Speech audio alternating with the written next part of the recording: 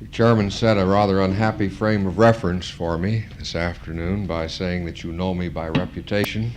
Unhappily, you probably do, which means that I start at a signal disadvantage.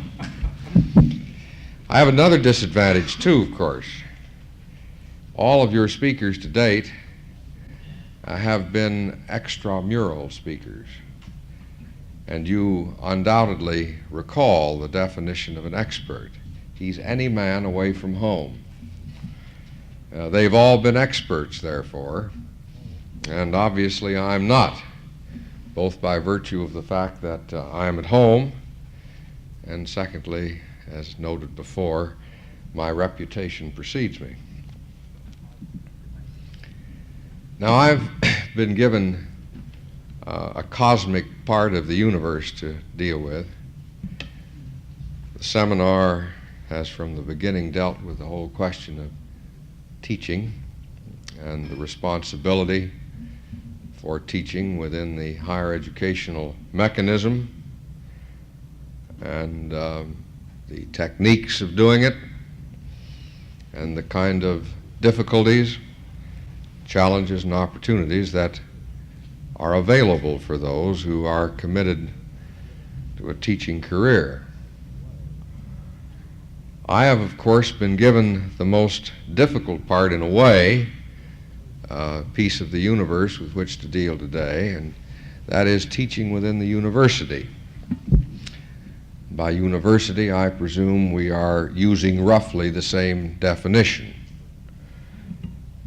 That is to say, the complex, modern, multi-purpose institution of higher education, which is, although not totally characteristic of United States education, has taken on a special flavor and a special comprehensiveness in the American educational scene and history. In fact, my colleague Clark Kerr has more recently taken note of still a new dimension of the university tradition, and that is the multiversity. This is, I think, a proper recognition of the fact that the word uni, in relation to the university or to higher education, really is not as appropriate as it at one time was in relationship to the word multi. Now, before I talk about the American university, and I think we should restrict ourselves to the American university because the bulk of you are products of it and will be re-immersing yourself in it at a later date. Your experiences in universities of other cultures will be only transitory as students or visiting lecturers in the main. We do well, and if this has been done before, we still do well, to remind ourselves of what the American university is today and from whence it came. Because teaching, although it carries with it, it seems to me, certain timeless and completely fundamental characteristics, is in any event related to the climate in which it is carried out and the objectives which the society lays on the institution that is presumed to provide the teaching. I'm not an educational historian. I'm simply a curious fellow who, by accident, has been involved in higher education and has therefore been interested enough to read a bit about it. And with that kind of disclaimer and excuse for error in fact, if not in time, I would remind you briefly of what we've got today and how we got it. Now, you'll recall that the early universities in this country were never intended to be universities either in the European nor in the latter-day American sense. They were created as vocational schools. Harvard was, in effect, created as a theological seminary to produce properly educated and reasonably genteel congregational ministers, as I recall, or something like that. Now, again, this was not a great departure from the history of the university of the Western world. As a matter of fact, the medieval university, to which we now turn from time to time with somewhat of a nostalgic recollection, really started as a set of vocational schools. You will recall that the four basic curricula were medicine, law, canon law, civil law, canon law, and the liberal arts, so-called. Three of the four curricula were vocational in character and designed to produce not abstract scholars, but people to serve the society of the day, Middle Ages. I think it's mainly true that most of what we remember about the medieval university and its contribution probably sprang from the liberal arts quarter of the curriculum.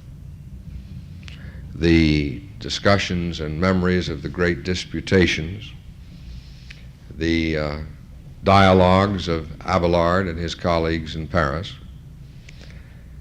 and our recollection of Friar Bacon in the British Isles and others. It is still a fact, though, and we must never forget the fact, that even at a time in history when the university was little related to the mainstream of society and the aspirations of a society that was essentially a feudalistic society in which only a very limited few had any hope or interest in higher education, that even at that point in history, the vocational character, the laying on of the hands character, if you will, of higher education played a very significant role.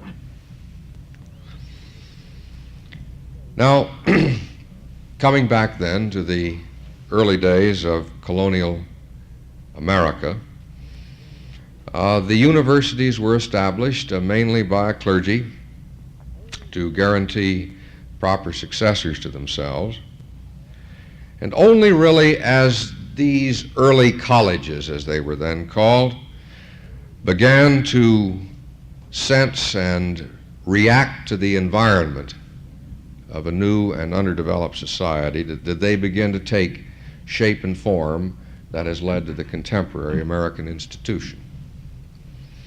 It's interesting, it seems to me, that the pattern in those early days was set by virtue of the Oxford-Cambridge tradition, for the New England settlers were mainly, as you will recall, from England, and it was not the great urban university of continental Europe that became the first American prototype, but rather the residential, somewhat isolated community of scholars that was the Oxbridge prototype. I think in a way this has some relationship to the fact that one of the conflicts that I shall discuss a little later on in contemporary terms that leads to some of our difficulties in the research teaching area, that is to say the conflict between the professional disciplines on the one hand and the abstract scholarly disciplines on the other, in the American university, I think is related very much the fact that the early universities were established in the Oxbridge tradition, isolated from the mainstream, or at least the main body of humanity. You'll recall that a medical school is still non-existent at Oxford or Cambridge. England developed their hospital schools in London by virtue of the fact that the biologists, I suspect, never regarded it as entirely respectable to do much more than explore biology. And you recall that engineering is today not even a respectable discipline at Oxford or Cambridge. The sciences, yes, but not engineering, not the application of knowledge. Acquisition, but never the application. And this is why, of course, England in these latter days is now having to make a desperate effort to build up its red brick institutions, build institutes of technology, and expand its institutes of technology in London in order to bring this society into the mainstream of contemporary life, which, parenthetically, Homer alone cannot do, as the British perhaps have already learned. The American university that is to say, the colonial American college, began to develop some form and substance, reacting and moving out beyond the tyranny of the church alone. It began to create curricula to explore society generally. But actually, if you look at the American higher educational scene to 1860, you find institutions that were, it is true, producing a limited number of certain types of leadership, but institutions that by and large were very much unrelated to the manifest and provable needs of our underdeveloped country 100 years ago. And then came that great stroke of pragmatic American genius, the Morrill Land Grant Act. I've always said, and I believe it to be true, that it is the only unique contribution to educational theory which this country has produced. And it was a remarkable contribution. It was a revolutionary concept which simply declared that the American people would accept the concept of formal education and associated research, and would, in the most pragmatic possible way, apply it to the manifest and provable needs of the society as it then existed. We have, there's in popular currency these days, the word underdeveloped. As we look around the world, we tend to forget that the United States was a very underdeveloped nation by all criteria, including economic and technological, and even agricultural, not much more than 100 years ago. So there were created these people's institutions, and this is before the communists got perverting the word people's things. These were truly the people's institutions, state by state across the country, designed to deal primarily with the mechanical arts and agriculture, but also, and this was clearly written in the bill by Senator Morrill, but not to the exclusion of the liberal arts and general learning. So the mandate was not redefined, it was simply expanded. The liberal arts now and the mechanic arts and agriculture. These institutions, I must tell you frankly, were looked down upon by the older institutions in the East. They were regarded as vocational schools. And as indeed is the case in India today, no gentleman dirties his hands. And indeed in those days, the scholarly tradition was that no scholar got his hands dirty either, except by way of books that had not been dusted in the library or something of the sort. These institutions had to lift themselves by their bootstraps. In the largest measure, they struggled against tradition, and they struggled for recognition, and they struggled for intellectual achievement. And yet the facts are that in carrying out the mandate, they managed to make of agriculture and the agricultural sciences a respectable academic discipline. The record is quite clear that some of the most sophisticated bits of biochemistry and other kinds of research that have been carried out in this country have been carried out in departments in colleges and schools of agriculture. They made of engineering, they moved engineering, as it were, from the backs of garages in the hands of apprentices to the classrooms and the laboratories of institutions in formal fashion. And again, some of the most sophisticated and exquisite bits of creative application of science are the products of these engineering schools and their products, their students. They began to draw to them an additional group of applied sciences as society, as it moved along, began to define these needs. So we saw the American medical school being drawn from its proprietary isolation back into the heart of the university. I might add, to the very best interests of medicine, and from that point a kind of metaphysical discipline became a truly scientific discipline. And again, some of our most distinguished scientific centers in this country are in our medical schools. The law schools that had been way at the periphery or unrelated by and large were also caught up in this vacuum and brought together. And again, one has seen in the case of the best American law schools in our state universities the conversion of a strictly vocational enterprise into a scholarly vocational enterprise. So we come down to the mid-20th century, and this phenomenon of cell division, or accretion as the case may be, continues and proceeds apace, so that now Clark Kerr can describe the multi-university. Not only molecules within a university campus, but campuses within a university system, and institutes as bridges between departments, between these academic molecules, bridges running in all directions, and I'll have reference to that in a moment. What we have done, in spite of many European traditions to the contrary notwithstanding, is to build of our American university a unique instrument in all of educational history. An instrument that has proven itself, on the one hand, most sensitive to and understanding of society's needs, the needs of people. They have been truly democratic institutions.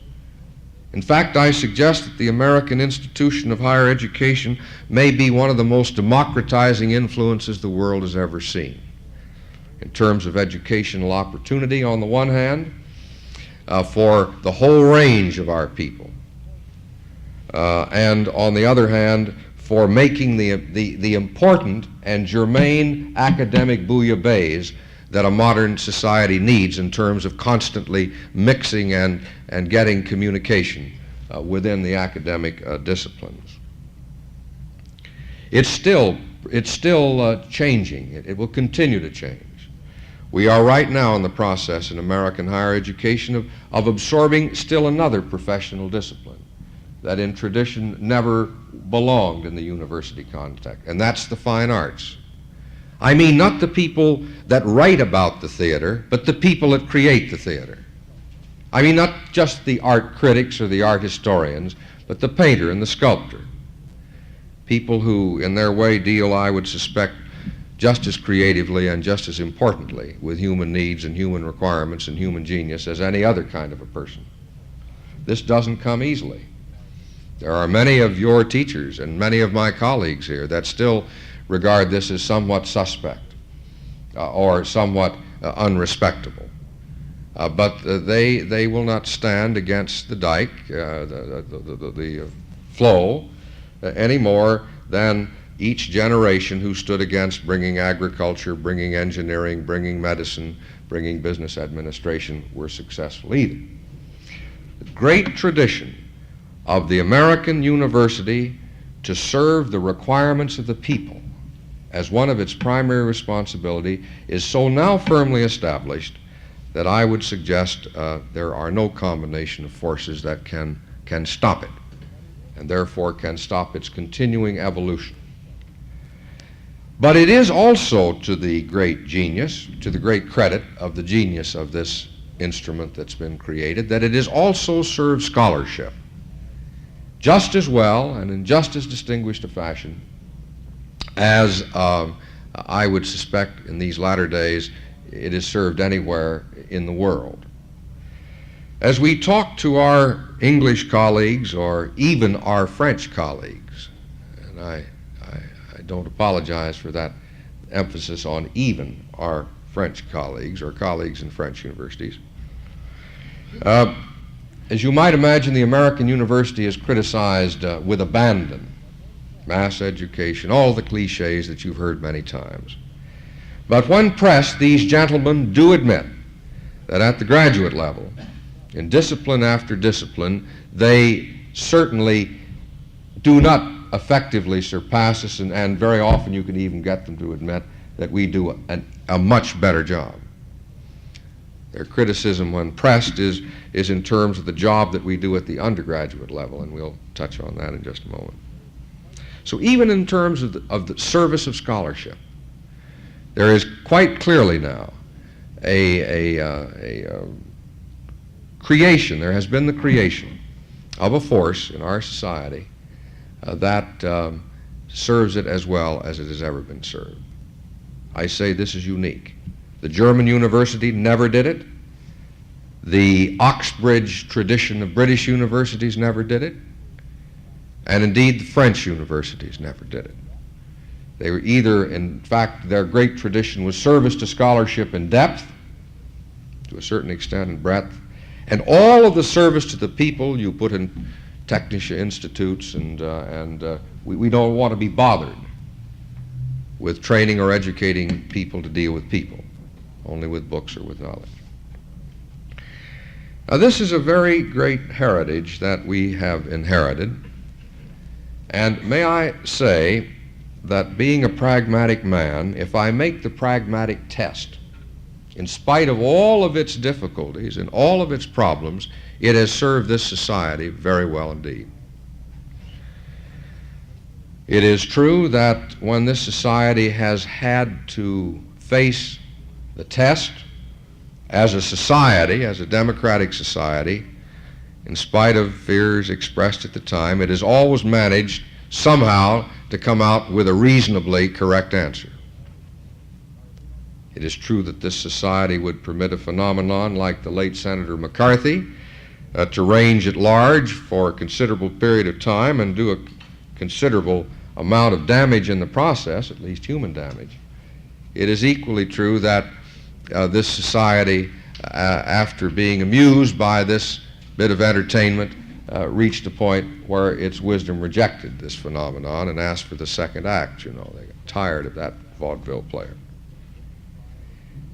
It is, I suspect, true that this society could be taking seriously the whole civil rights issue under the most considerable odds of a society that's reasonably comfortable economically and maybe wouldn't wish to be disturbed, a society that knows that it must carry a certain image around the world and is unwilling to have that image blurred, knows that it shouldn't for practical international political reasons, and yet is determined to solve the problem in spite of the fact that the image must be temporarily blurred. I believe that when you measure the effect of the American educational system on the ultimate responsibility of an educational system in a free society, namely to give that society an ambience and a sense of responsibility and a sense of commitment to the ideal of democracy, I believe that the system has worked pretty well, whether it be measured from kindergarten through the doctor's degree or not. If you measure our system in terms of our agricultural productivity, it is clear that it has worked superbly. It has worked perhaps too well in terms of our rather antiquated economics of today. Its real genius will be demonstrated when we get distribution worked out. It's perfectly clear that in terms of the engineering, that is to say its capacity to have developed technological skills, it has done extremely well too. We've created the greatest industrial agricultural empire in human history. I say all of these things to really be emphasizing or underlining 2 points. First of all, the American university and university system is unique in world history. And secondly, it has served society as well on measure and by the application of any reasonable set of yardsticks, as well as any other system of higher learning or organized learning that any society has ever put together at any point in history. So in spite of the fact that we are all critical about whether we teach our young people the right things or teach them well, or there are too many people or too few people, or the teaching loads are up or down, the facts are that it is done quite well indeed. And so we're not talking about the rehabilitation of a system that's creaking or falling apart the joints. We're talking basically about constantly improving and touching up, as it were, and making more contemporary and more efficient a system that, in my judgment, is very good indeed and is done very well indeed. Now, the question of teaching, or the question of how one becomes a full-fledged constructive member, which is a better way of putting it, I'd suppose, of a modern American university, has got, therefore, to be thought of in the context of what the university is and what its responsibilities are, not in vacuo. In the first place, the American university is only one part of the system of advancing a young man or woman from one level of understanding to the next. One of the characteristics of our American system is, of course, its plurality. There is no system that is so difficult to explain or describe or even classify. It is a fact that there are a dozen different routes to educational nirvana for any young American who would seek them.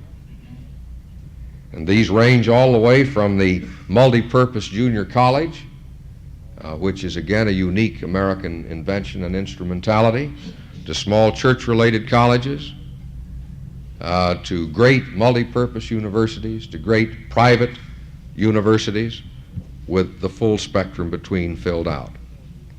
Here again is something that we must remember. Teach for whom and where?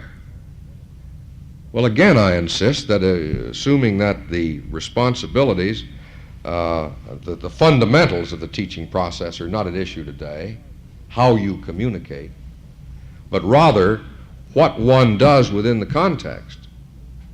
We should be very clear about the fact that if a student seeks a certain thing, or if a faculty member requires for his satisfaction a certain kind of thing, he must expect to go to the place where it, under the circumstances, can best be provided.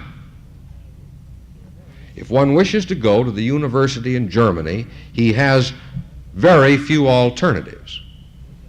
He goes to Bonn or Munich or Kiel or wherever, and they're all of the same structure, and they all are operated in exactly the same way, more or less, out of the same tradition, and all under the same ministry in Bonn. But when a youngster finishes high school or secondary school in this country, you can just imagine the range of opportunities made available to him. Now, I believe that we in the university, and this is my first point in this connection, have got to work backwards rather than upwards. And this is a rather cold-blooded statement, but I think it's an honest one. Because of the fact, and especially in California under the master plan, but in a way we've developed an informal master plan of education in this country almost by trial and error over 100 years, there are some institutions that are uniquely qualified to do things, either by law, by tradition, or by expertise and competence. It seems to me that those institutions and their faculties and their administrations must put those unique responsibilities in the order of first priority. Now, in California, out of tradition, out of the master plan, and out of competence, this institution is uniquely qualified and uniquely responsible for giving doctoral level work, the graduate level. Nobody in the state of California, in the public system that is, may even under the law give the doctor's degree. This means that if the University of California system of which we are a part does not provide this work, it will not be provided in California. And secondly, it means that if we do not provide it at the highest possible level, it will not be provided in quality in California. And so you can understand why not merely out of desire, which may in fact be the case with some of my faculty colleagues, but out of a sense of commitment and even legal responsibility. Programs leading to the doctor's degree, and indeed graduate studies in general, will have now, and will continue to have very high priority in our planning and in our organization. Now, obviously, when I declare that, I've said something by inference immediately. I've declared that research, unashamedly, research will have a very high priority in our system. Because you cannot have a high quality of graduate studies, both in terms of the graduate study itself and in terms of the quality of the people or the faculty that gives the graduate study, without being deeply and primarily concerned with research. So by definition then, Berkeley, UCLA, for example, and other campuses of the university later on as they develop, by definition, they will be giving high priority to graduate studies and research, and it doesn't make any difference what anyone says about what their personal interests are. They must accept this as a fact. The kinds of young people that we will attract to our faculty, that we will seek out for our faculty, are people who we think can carry out a high level of graduate study and research. Now, obviously, teaching is involved in graduate study, but it's a different kind of teaching. It's a teaching born out of a different kind of a commitment sometimes, depending upon the discipline. And it is a teaching clearly related to the research function and to the advanced or more mature or more prepared mind. Now, at the second level of priority in the University of California, we have the unique responsibility of professional study of certain type, medicine, law, and the like. This is a graduate level of study too. Again, dealing with a different kind of student, well, not a different kind, but a different level of preparation of student and age.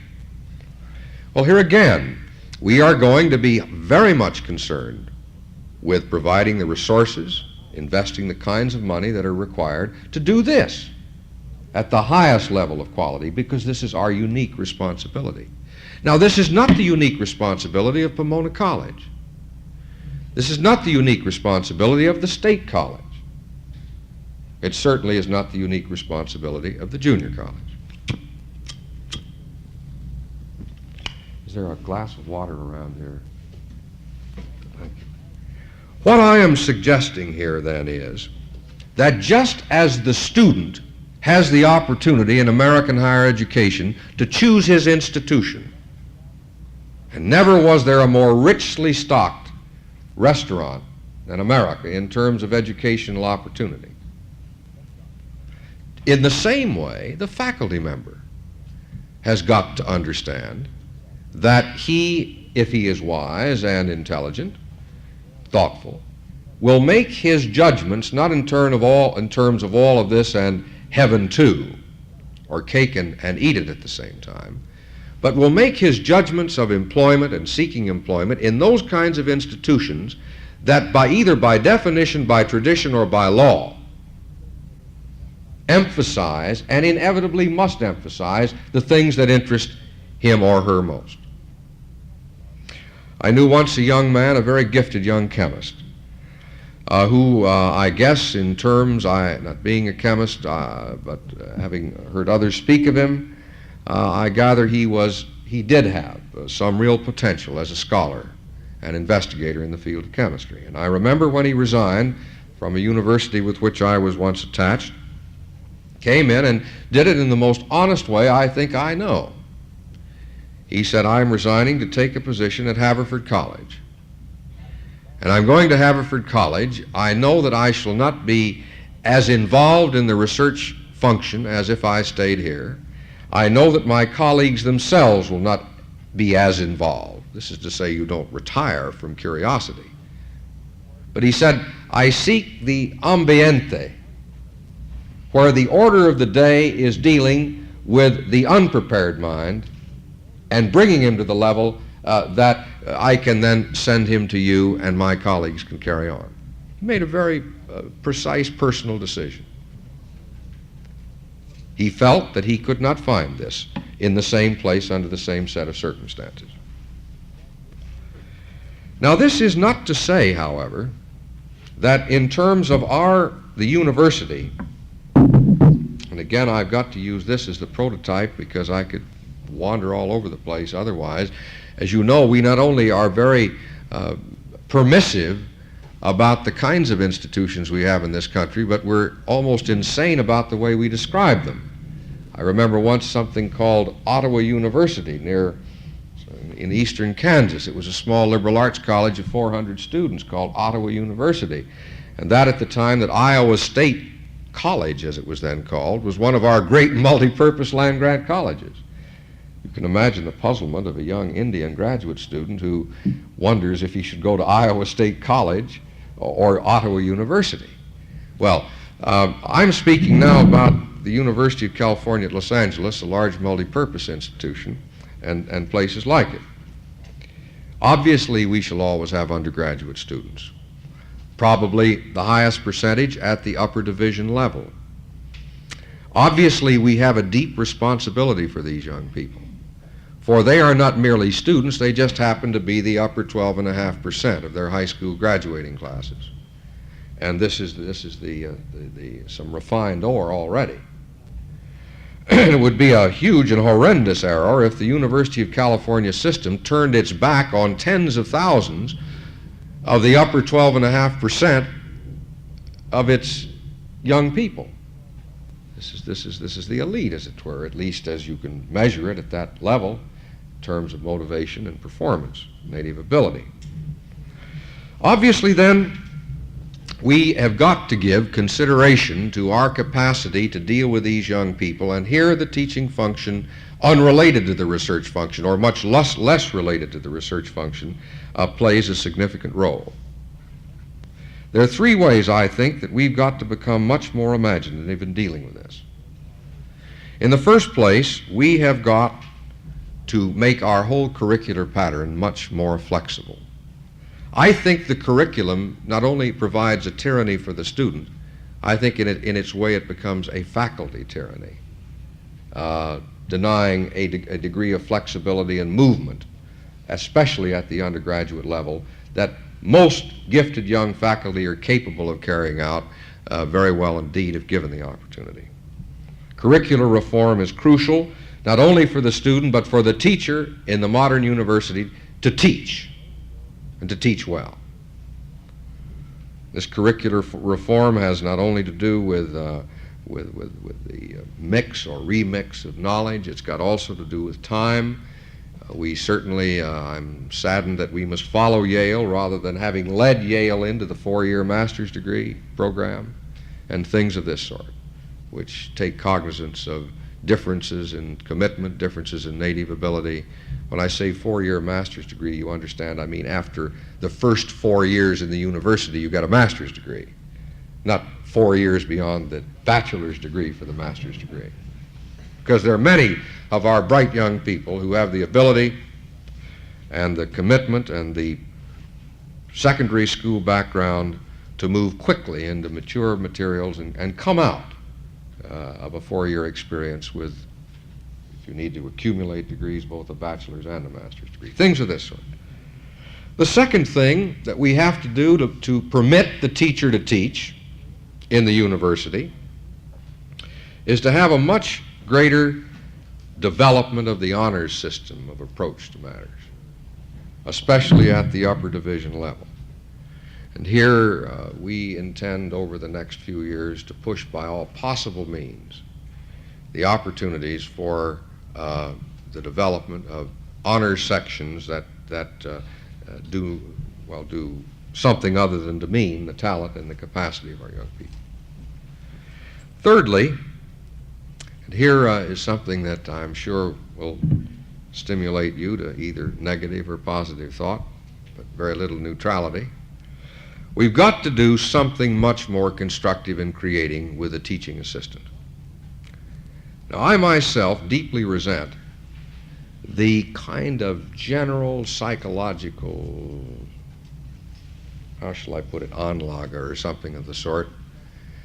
The negativity that relates, that comes from student, from parent, from faculty member, from administration when they're working out budgets and so on, which in effect declares that, well, we have to make do with teaching assistants. The theory is you haven't got enough money to hire all of the assistant professors, bankrupt an institution to do so, or there aren't enough good people around in all of America to have all of the teaching done by people who are at the assistant professor level or above. It's always a negative approach. And the parent then says, you know, it's an outrageous thing. My son at Pomona College is being taught by an assistant professor. It says so right in the catalog. And my daughter at UCLA is being taught by a teaching assistant, not even a professor.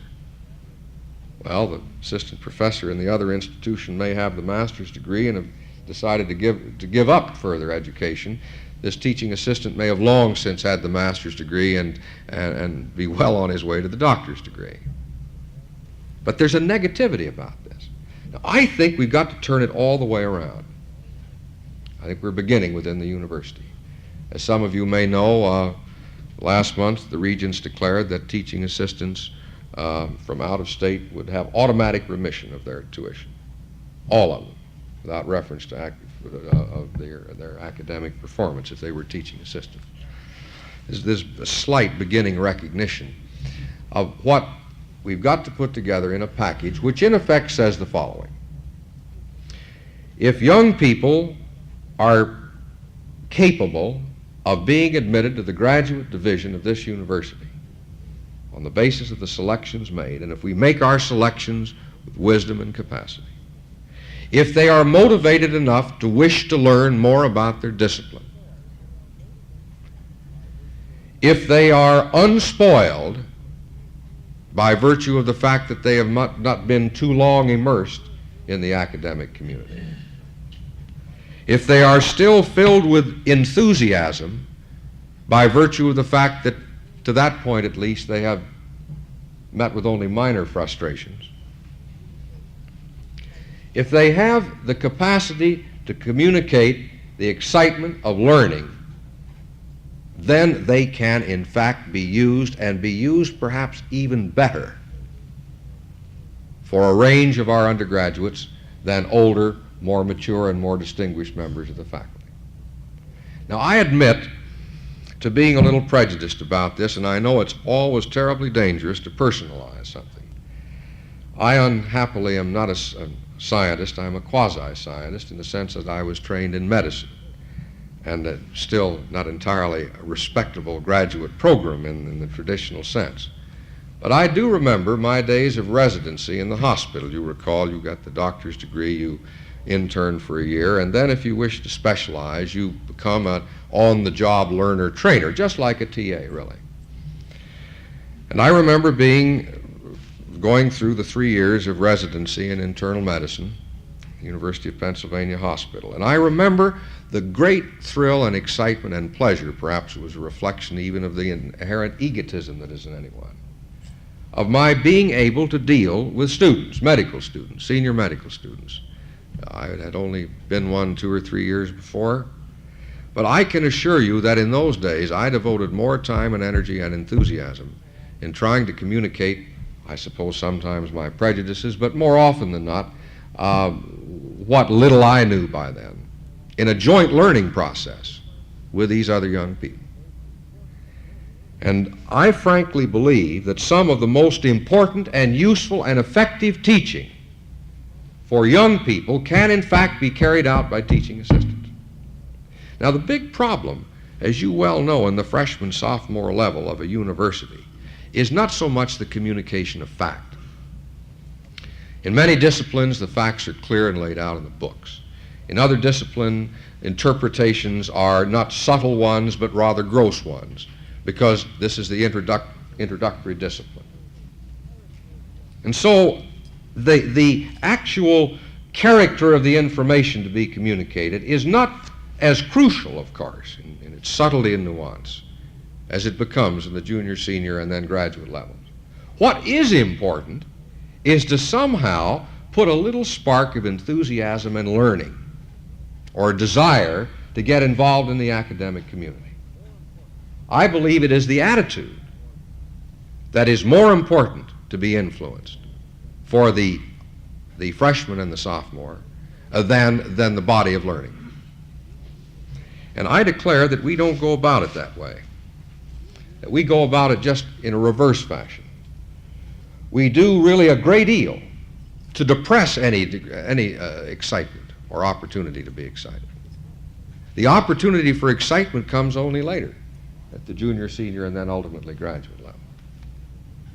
Now, I think, as a matter of realism, that if this is to be done, it is to mobilize a core of young, enthusiastic, able people who are concerned and excited about their discipline, who are subconsciously, in a way, recruiting even for their discipline because they're so proud of it, and with some reasonable instruction and supervision and guidance, because this enthusiasm sometimes can get a little out in left field, but I'd be willing to risk that a good deal.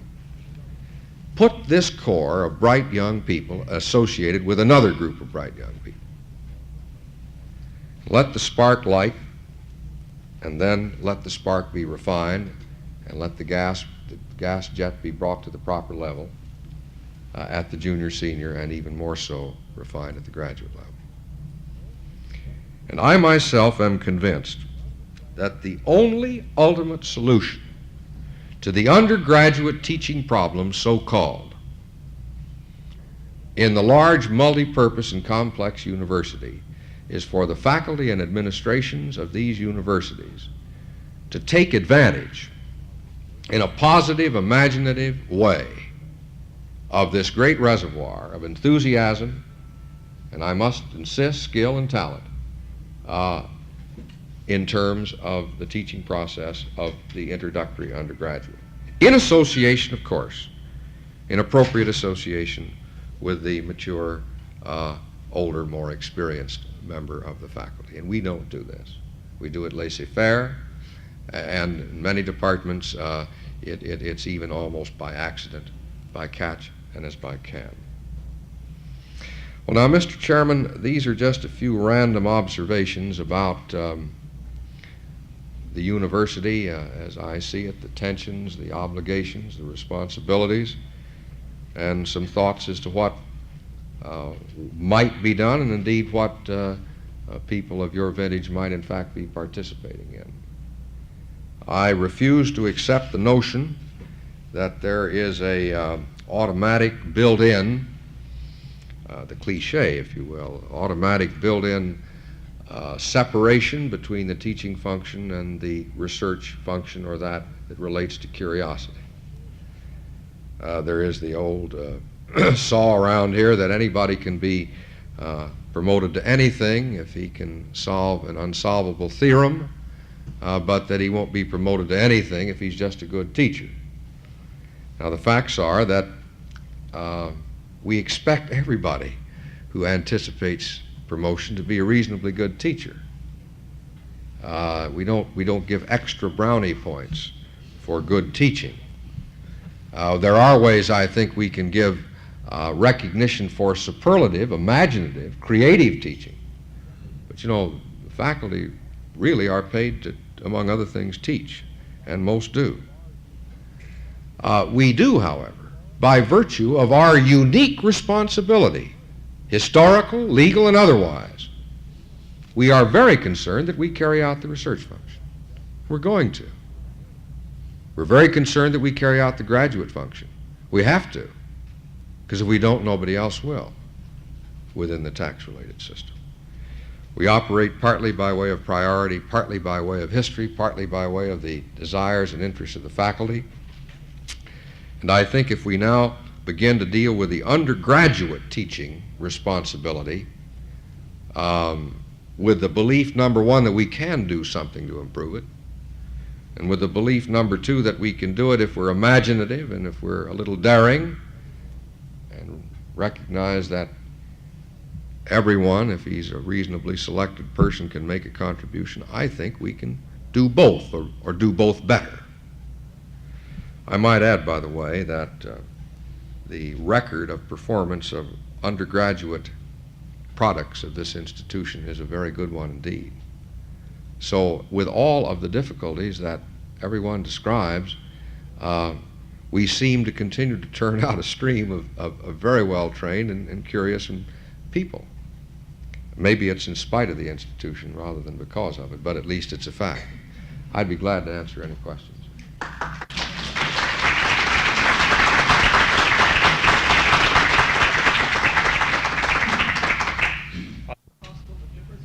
Well, now that sounds like a trap.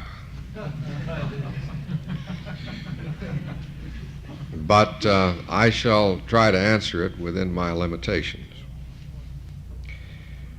I believe that the most important, and here I reflect a prejudice, not as much as anything more than an experience, that the most important thing that should happen to the freshman and the sophomore within the university is to get excited about something. And to get believing by one means or another that there is an excitement in matters intellectual. Stimulate curiosity, even if it's undirected at that point. To make people believe that beauty and finding something new and looking up something somewhere that he hasn't known before really can excite them. And I wouldn't care really very much about fact accumulation then. Sure, some of that goes on. It goes on by accident, and some of it has to go on as a matter of sort of vocational preparation. Then, as I view it, at the junior-senior level, you require the student to get now a little more focused in his enthusiasms. This is proper because at some point you have to come under some reasonable discipline. You can't go through life doing everything and having pleasure from it. And at this point you require now more than merely enthusiasm and curiosity. You require them to begin to develop some judgments, make measurements, be they philosophical or mathematical, to solve problems, to develop the technique of understanding a problem, the techniques of moving through the processes to solve the problem. Again, always peripherally accumulating a few facts. The fact business, I think, comes, very easily. The core of the effort should be the thought process, the excitement first, then the techniques of problem solving and across the whole board of human activity, the techniques of assessment, judgment, and the like. Always with a little more refinement, a little more subtlety. And then when you finish your baccalaureate work, you go in two directions. If you go in the direction of the doctor's degree, that is to say the PhD degree, a non-vocational degree in a sense, although some fields is getting pretty vocational, you demand a concentration on this discipline with ever greater sophistication and judgments. Or if you go the route of the professional school, you require concentration, first of all, on some specialized fundamental knowledge and then its application. I think it's a difference of degree, and I think it relates itself both to the individual, his age pattern, and his experience in society. But I'm not much for facts. I think they're important, don't misunderstand me, but I don't think it's difficult to do this. Gutenberg invented the first good teaching machine, and it's about as good as it ever was. We aren't going to develop many better ones, and arithmetical tables are still pretty much the same, I gather. Yes, sir. Which is the old one? Oh, it's there. It's there. As a matter of fact, I won't use the name of anybody here present because that would mean that I'd made a choice. But for example, You just listened to Bill Libby talk to a group of youngsters about radiochemistry, and this is as exciting and as fermenting and as bubbling an experience as you will ever find. It's just that there are very few of them. And it's just that their responsibilities at that time have become rather enormous, again by virtue of the role of the American university in contemporary society. What you must understand is that the American people have benefited, I really will get back to this question, the American people have benefited enormously from the fact that their universities have belonged to them, and they in turn have used their universities to solve their problems. Now, it may be quite wrong, philosophically, that we are the research laboratories for the U.S. government, that we are the reservoirs of economic expertise for the U.S. government, that we are the foreign aid program of the U.S. government, et cetera, et cetera. But this is the 20th century extension of the role of the university identified in the Morrill Land Grant Act 100 years ago. Now, the trouble is that my senior colleagues are terribly enthusiastic about their discipline mainly, but they are not there much of the time. Or when they're there, they have to be many places. They are in Washington, they are in Paris, they are in New York, they're in Berkeley, Sacramento, or in the City Hall. And in addition, they are in their own their own laboratories, continuing to put their questions to nature, and at the same time they're dealing with large numbers of graduate students. Now there's just a limit, you know. I don't think the American multiversity, as Clark puts it, is going to become less multi. I think it's going to become more multi as society gets more complex. And I think then that we have got to recognize that the innate talent that exists in the society has got to be used more effectively and more intelligently. And there's a great old tradition, there really is, of the student teaching the teacher and the teacher teaching the student and sort of climbing the ladder together.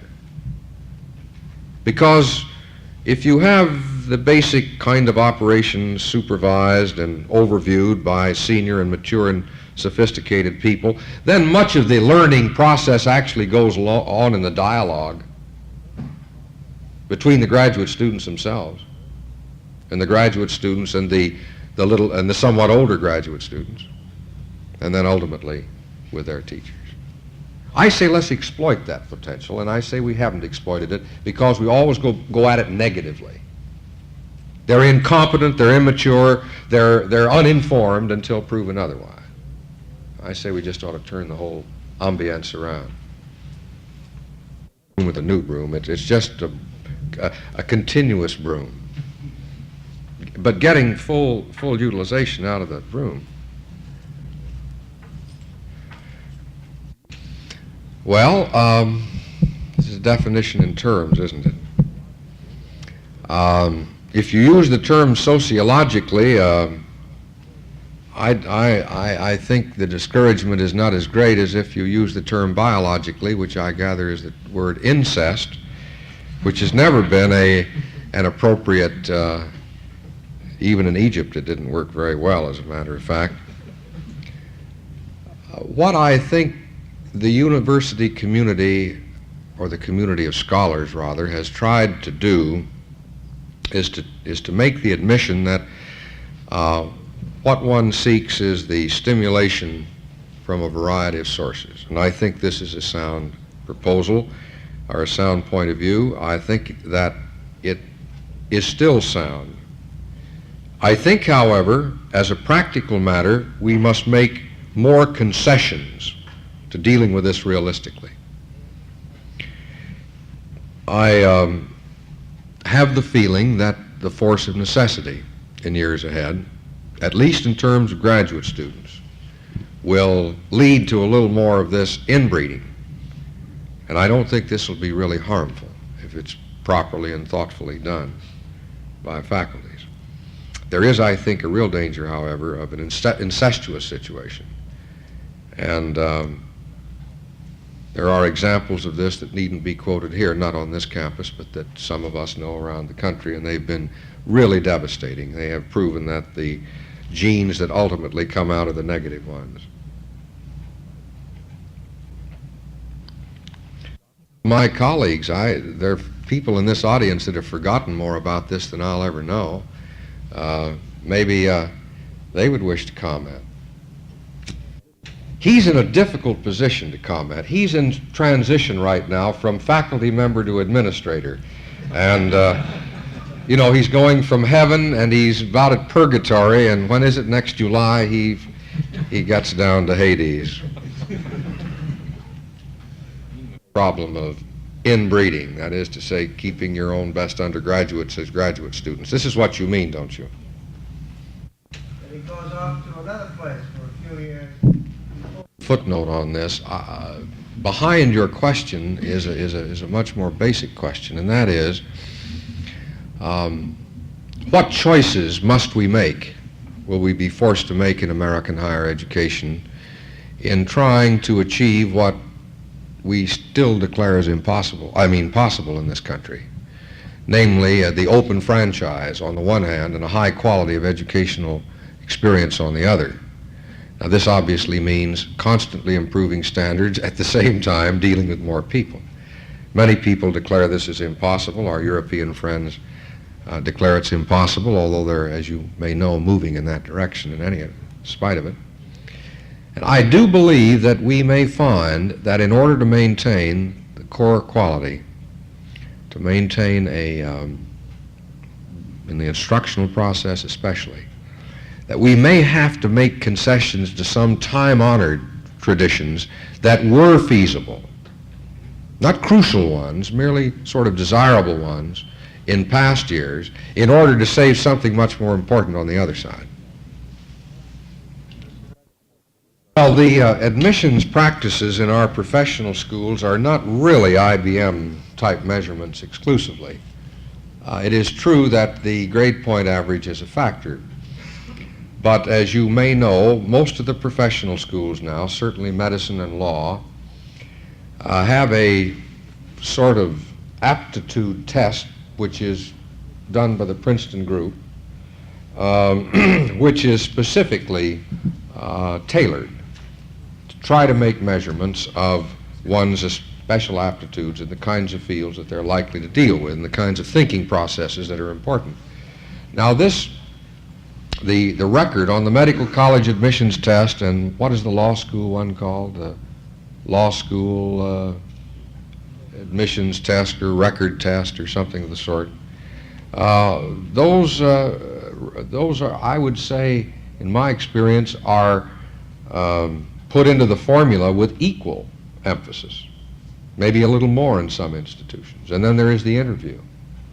So that it is not merely measuring one grade point average in one institution against another. There's a very real and honest effort made to pick the best people regardless of their undergraduate work. Of course, not perfect in any institution. Well, may I say that I am by myself no means pleased with the whole status of the teaching assistant problem. This includes the selection. It includes the treatment. It includes the dialogue that exists within the department, the kinds of training that are given, the kinds of assistance given. I think it's all part and parcel of a laissez-faire attitude toward the teaching assistant problem. I think once this faculty and this university recognizes what is an obvious fact, I mean, namely, that if we are to do the best undergraduate teaching job we must have gifted, motivated, competent, interested teaching assistants, then I think a whole lot of things will change, including the method of selection. Now, we, 2 or 3 years ago, to give you just an example, have a Senate committee on undergraduate scholarships. And this committee decided that the best way to limit the time they had devoted to this onerous duty was to simply have some office up there, put all these names on an IBM card, and you just run them through, and 3.119 is 3.118 doesn't get it kind of thing. In the last few years, this committee has become increasingly more sensitive to this problem, and many things now are going into this formula, and they're anxious to do experimental things. And the other day I heard of a case of a lad who was a great genius in a certain field but wasn't pretty careless about the way he spoke and wrote. And the committee made a huge drop from 3.9 to 3.75 in order to give this lad a scholarship, and he got one. Now, you don't do those things. You don't try to make more sophisticated judgments unless you believe it's very important to do so. And I believe those kinds of judgments are possible only when our faculty and our administration take the teaching assistant as a serious and major factor in the future teaching program of the university. You wanted to make a comment. I think that depends. I would think not so much in the lecture hall as in sections, discussion sections, 3-hour courses with 2 hours of lecture and then the breakdown into smaller sections, but which of course we do in one of the other areas already.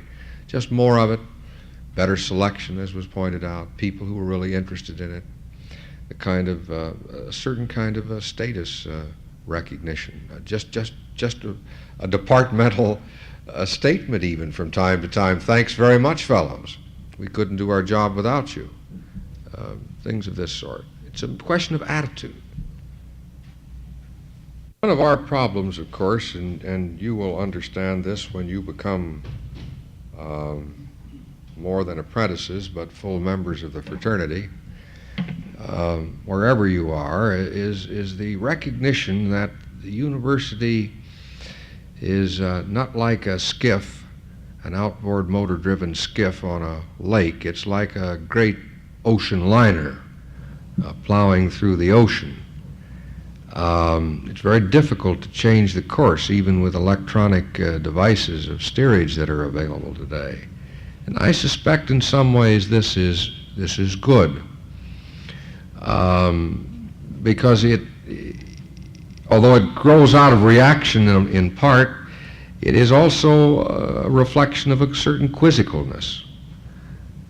Human history has taught many lessons, one of which is that fads usually don't last. And it's pretty expensive to make major investment on time and money of gifted people in fads, no matter how persuasive they seem at the moment. So there is this automatic and I think usefully built-in resistance. Sometimes it's too great, but it's important to have a negativity to work against in change. The difficulty is, even in the academic community, that the thing gets caught up in cliches. The dialogue gets channelized into cliches about the teaching assistant, or about numbers, or about the ideal student-faculty ratio. I mean, what is the best faculty ratio? A dummy on one end of the log and a student on the other, or a first-rate man on one end of the log and 50 students on the other? I mean, it's more than mathematical. And then there is this cliche that bothers me more than any other, and that is the one that Mr. Snow is talking about so much. It seems that we have in the intellectual constellation a new star every so often. And when people finally got tired of the Toynbee discussions of cycles, why, Mr. Snow happily came along with another issue to occupy us and permit us to develop some cliches. But the so-called bridge, or this great void, is of course nonsense. There has been void between people who were interested in certain things from the beginning of man's curiosity. I'm not aware that the Greek mathematicians were in constant dialogue with the Greek biologists. I don't know. Perhaps one of our classicists could tell me, but I doubt it. What I do know is that in the presence of this dialogue and these tortured cries that we've got to build all these bridges, curious men are just building them all the time. A whole new discipline of geophysics is developed without anybody saying that it should. Used to be that you trained a fellow to set off a seismic charge and discover where oil was, and now we've got a whole group of people, and they were trained in astronomy and physics and math and meteorology, the whole spectrum, and they're all now kind of grouping together because there are a new set of verities and a new set of problems to be solved, and they built their bridges. They didn't have to write off to anybody for a formula. I see my friends in history, for example, working at the interface of medieval Islam and medieval European cultures and the Byzantine phenomena. And you find, and of course, new things bubble up at the interfaces. And here again, I find these people finding bridges between East and West. And parenthetically, they aren't new bridges at all. Men were walking across them with great vitality and vigor a good many centuries ago. They're merely being rediscovered. I find the art historian and the art critic suddenly at long last believing that an object of ethnic art is useful to be examined as a device of material culture on the part of a people. And I find the anthropologist finally admitting that a beautifully carved rhythm marker of the Sinufo is in fact a work of art. And they just talk to each other and they discover this. And I see Leon Napoff, who is a seismologist, and in the process of developing his expertise there became interested in certain harmonics and wavelengths, because this has got much to do with seismology and its waves. I find him now becoming deeply involved in the Institute of Ethnomusicology, an interesting place for a seismologist to be, and not merely out of some sort of effete curiosity. Now, my point is that this comes out of curiosity. This comes out of a mind of a reasonably cultivated man who gets curious about something and then wishes to follow it out. I believe that what we must do, all of these other things are important that we've talked about, but what we must do is to create a climate where it's relatively easy for people not only to be stimulated about the excitement of the intellectual and the cultural search, but a climate or a situation in which it is relatively easy for them to make their own explorations. And if we can do that, we have laid on a tremendously effective educational program. And if we haven't done it, but if we've just filled them with facts to be regurgitated semi-annually, we haven't done really much of an educational job at all.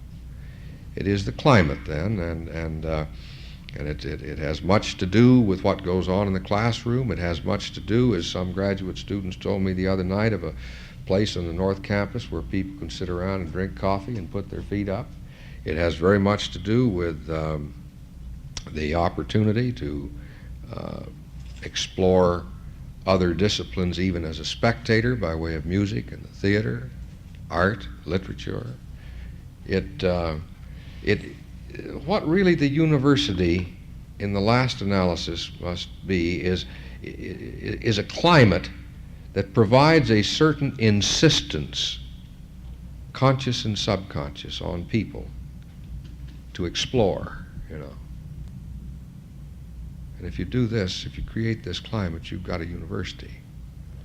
And if you have not created it, you have, I suppose, a pretty good trade school, but not much more. I think that's where you feel the curriculum reform might come into this. That the student is intellectually now, not morally. We've solved the moral problem. We stopped the lockout for the girls, and the theory there is that women are innocent till proven guilty.